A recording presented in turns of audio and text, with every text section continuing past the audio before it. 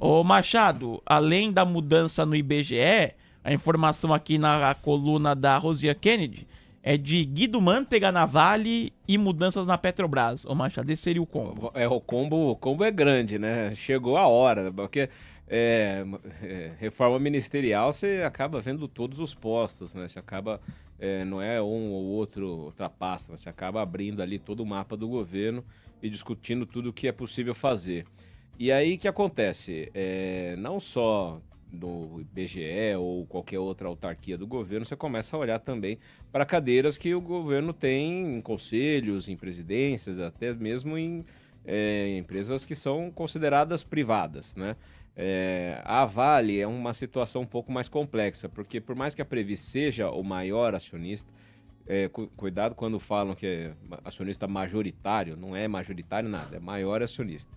Ela teria, vamos dizer assim, maior volume de votos para substituir Eduardo Bartolomeu lá na presidência, né, no CEO. E nesse sentido, a Previ já deu indicação de que quer o Guido Mantega como presidente e Paulo Caffarelli como CFO, né? Então aí a dupla de italianos aí comandando a maior empresa do Brasil. Mas isso precisa combinar com outros acionistas, tem muitos É. interesses em jogo, não é tão simples. Já Ela é vi uma aqui empresa. na CNN Brasil, inclusive, ô Machado, que acionistas privados estão refutando essa mudança na É Vale. um nome É. muito ruim, é um nome que penalizaria demais a companhia, né? Praticamente você está dando indicação de que ela é uma empresa privada, mas de mentalidade estatal, né? De mentalidade desenvolvimentista, obscurantista, terraplanista e tudo mais. Seria péssimo, de fato péssimo para a Vale. Então, os outros sócios, né, que juntos têm muito mais votos do que a Previ, eles podem de fato fazer uma oposição. Até mesmo o Bradesco, né, a Bradespar, ela foi chamada lá no Palácio do Planalto para discutir a situação. Rolou uma pressão em cima do Bradesco para votar junto de Previ e tudo mais. Mas não está fechado. Se os outros sócios ali não quiserem, a Bradesco provavelmente não vai aderir a esse movimento do governo. E Eduardo Bartolomeu sobrevive. Então, o que a gente diz é que ele está na berlinda ali, tem uma movimentação, mas é uma empresa que se consolidou como privada nos últimos anos, né? Com os desinvestimentos do BNDES Par, né? Que o Montesano fez nos últimos anos, sob a tutela do Guedes, né? Então, teve um ganho de governança na Vale recentemente que vai ajudá-la a, vamos dizer assim, escapar dessa nomeação do Guido. Eu acho que é isso que é a tendência, tá? Acho que até mesmo o mercado não deu uma punida na Vale e tudo mais, mas não precificou uma tragédia. Eu acho que se isso acontece, começa a dar uma dilmada no governo, Na e aí a Petrobras, gente não sabe qual que é o fundo, né? na Petrobras precificou mais, Machado, do que em relação à Vale? Porque aí na Petrobras você faz o que você bem entender. E aí o governo, sim, não é maior acionista, é majoritário. O que o governo quiser fazer, ele vai lá e faz. E aí você tem uma pressão no Jean Paul Prats para controlar preços de combustíveis, uma vez aí que Brent hoje quase bateu $84, né? Acima de $80 é bastante complicado para o governo controlar isso. E aí a gente está até trabalhando um material para mostrar como a Petrobras tem, de alguma forma, tentado segurar. Por exemplo, o diesel, hoje, a gente fez as contas hoje, 13% do diesel que circula no Brasil já é diesel russo, né? Um diesel que está chegando no Brasil a 50 cents por litro, né? Aí 2,40, 2,30 por litro, enquanto o diesel Petrobras está a R$ 3.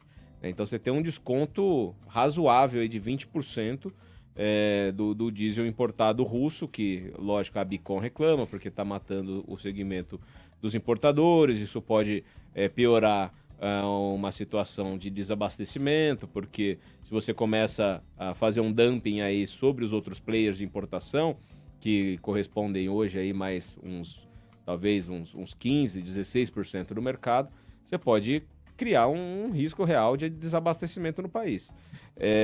O problema é que essa pressão, a gente não sabe onde que ela vai culminar, qual que é o fim dela.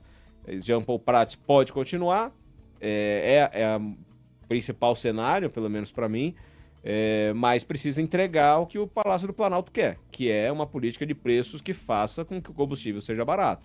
A gente fica aqui em São Paulo, no meu caminho de casa eu passo ali numa região um pouco mais abastada ali, de Moema e tudo mais, e tem alguns postos ali na região cobrando R$7 o litro da gasolina. É um preço muito mais alto do que, por exemplo, estava na eleição. A eleição estava R$4,50, né? Então, teve uma escalada aí dos preços de combustíveis bem relevante esse ano. E não é só mercado internacional, não é só dólar e petróleo, porque o câmbio melhorou no período, petróleo não melhorou, subiu um pouquinho, mas o que de fato fez esse combustível subir foi a retomada dos impostos, tanto os estaduais quanto os federais, sobre gasolina e diesel. Então, óbvio, isso daí vai pegar na bomba, vai pegar na inflação, vai pegar no bolso do consumidor e vai gerar insatisfação. Agora, colocar tudo isso na conta da Petrobras para resolver, quer dizer que a Petrobras é uma empresa de capital aberto, que responde a dezenas de milhares de acionistas, está fazendo política pública. Isso é uma improbidade administrativa. Essa é a palavra que tem que ser, esse é o termo correto para isso, é uma improbidade administrativa. Não há uma previsão tão explícita quanto foi na pedalada da Dilma, né, quando a lei de responsabilidade fiscal dizia claramente que os bancos públicos não podiam financiar o Tesouro Nacional, não se fala nesse sentido das estatais. Mas a lei das estatais e as leis que regem, né, o ordenamento ali do uso das empresas públicas, ele também tem seus artigos que vedam esse tipo de situação, principalmente numa empresa que é de capital aberto. Então, não é simples essa pressão do Jean Paul Prats, não é simples encontrar essa solução, né? Ele também tem, dentro do seu estatuto, da sua autonomia, limitações que impedem que se faça o que foi feito lá também nos anos Dilma, que era um subsídio de quase 50%, 60%, 70% do preço do combustível. Se isso vier a acontecer, a gente já sabe qual que é o caminho, né? É deterioração da companhia, volta do endividamento, processos, reclamações de Nova York que vão gerar multas e indenizações bilionárias. A gente tem conhecimento, a gente já trilhou esse caminho e já viu que não dá certo. E aí, para encerrar o shit show do dia, né? Temos Pochmann, chame do que quiser. Foi um enfraquecimento de Simone Tebet? Eu acho que deve ter tido um trade-off ali, viu? Deve ter acontecido... Tebet, você vai levar isso daqui, pá, não sei o quê, mas deixa o IBGE. Qual que é a minminha preocupação do Pochmann lá? Ele, assim, a personificação do terraplanismo econômico. Mas... ele provavelmente se falou muito do INDEC da Argentina, né, que falava que a inflação era de 10%, 8% lá nos idos de 2011, 2012, enquanto os órgãos privados estimavam uma inflação acima de 30% na época. Ele não vai fazer isso com o IBGE. O que eu acho que pode ser o pulo do gato dele ali? Mexer na metodologia do IPCA. Nas ponderações do IPCA. Então, por exemplo, você vai entrar lá no IPCA, vai ter lá camarão, lagosta, não sei o que lá. Tá. Provavelmente, provavelmente não, porque eu não tenho essa informação, mas assim, pode ser que aconteça de que haja uma revisão metodológica do IPCA para dar mais peso no índice de artigos menos voláteis. E isso acaba puxando para baixo a volatilidade do índice geral.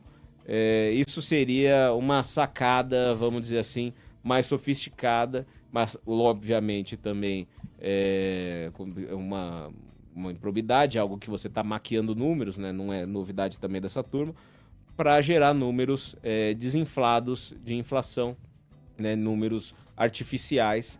E nisso você, de certa forma, forçar uma pressão para baixo nos juros.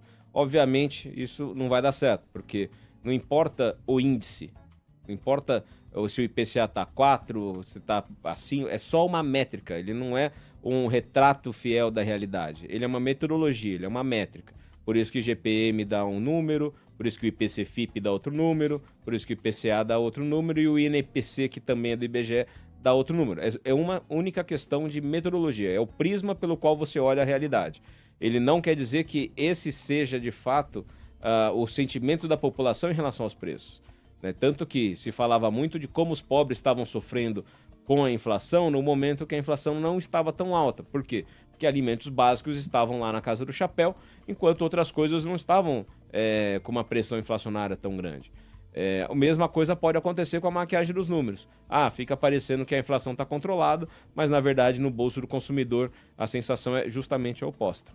E aí, curtiu esse conteúdo? Você pode acompanhar muito mais ao vivo aqui no YouTube do TC no Expresso da Tarde, de segunda a sexta, a partir das 4 horas. A gente se encontra lá.